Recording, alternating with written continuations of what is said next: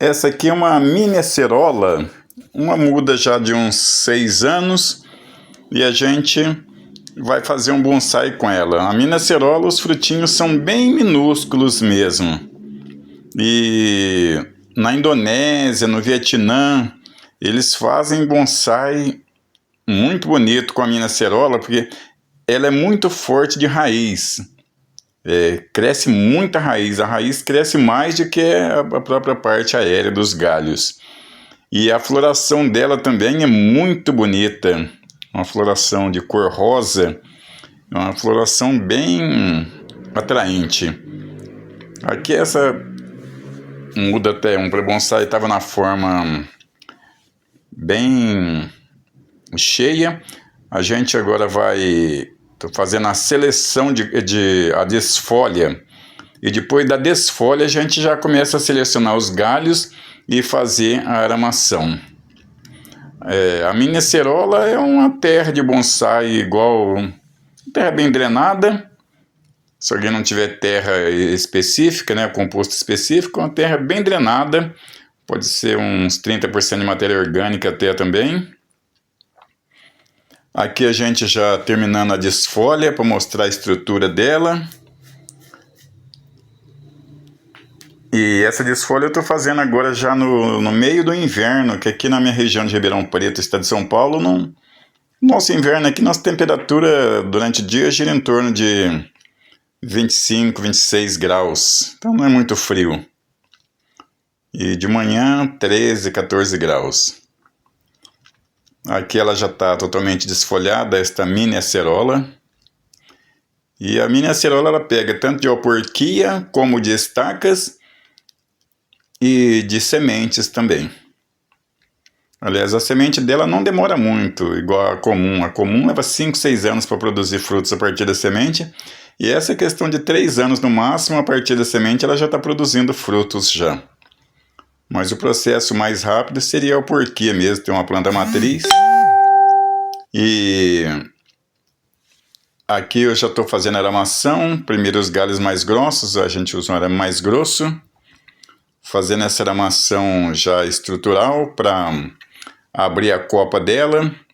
Então a gente não deve esquecer que plantas tropicais, plantas de folhas, que são diferentes de pinheiro, tuia e junípero, não tem formato de copa cônica, que as coníferas já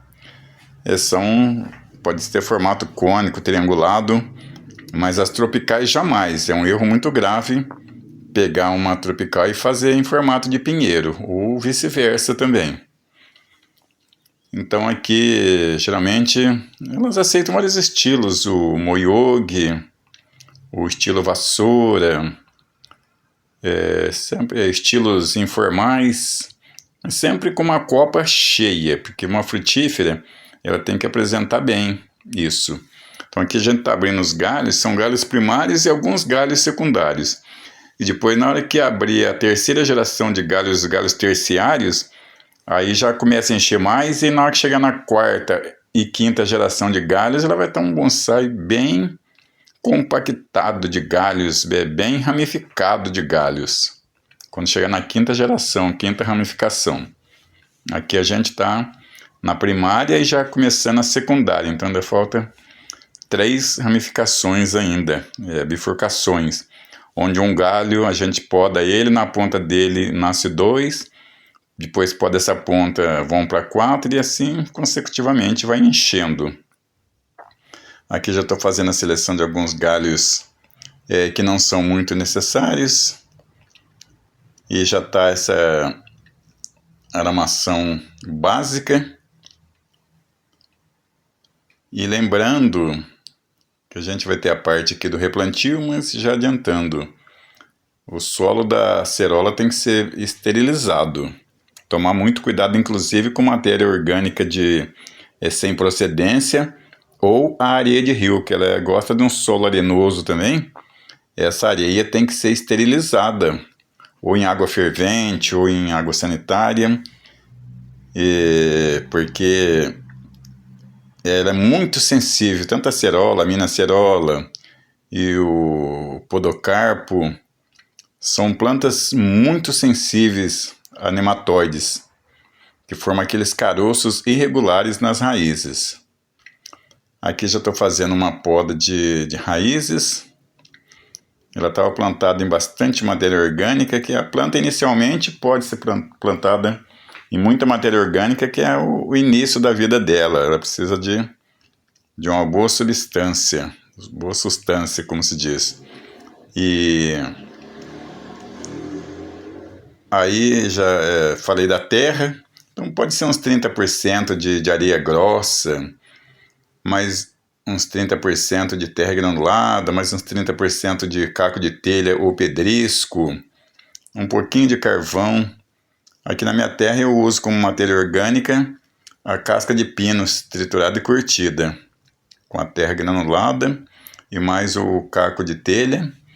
E no caso dela que gosta de areia, mais uma parte de areia grossa também. Aqui eu estou colocando um pouquinho desse pozinho, é um adubo orgânico que ele contém tricodermas, bactérias benéficas que vão ajudar muito na raiz. Aqui a gente já está plantando ela neste vaso. E lembrando, ela depois de desfolhada, essa planta tem que brotar a pleno sol, senão as folhas crescem até acima do tamanho normal. Então eu sempre fiz isso durante toda minha experiência de décadas de bonsai, o Hidaka também, tudo que eu desfolhava já ia direto para o sol, para rebrotar o sol, que a nova folhagem no sol nasce de tamanho já diminuto e mais fortalecida, e os entrinós mais curtos, que uma planta que brota na sombra é terrível. Fica aqueles galhos alongados, entrinó alongado, folha grande, e não fica um trabalho correto, né? Um trabalho visualmente bonito. Fica até fora de estética. Então o correto é isso. As plantas que a gente pode desfolhar são as caducas, algumas tropicais. Desfolha, faz o replantio e já vai direto para o sol, para ela rebrotar ao sol. Se alguém ouviu alguma coisa diferente, é apenas mito, porque a gente fala aqui de experiência, de vivência do que a gente faz. Então, agora fazendo a generosa rega. E outro detalhe, para adubar ela, só depois da nova folhagem estiver completamente madura, brotada, madura digo assim, tiver terminado de brotar, as folhas já estabilizadas, aquele verde bem intenso mesmo.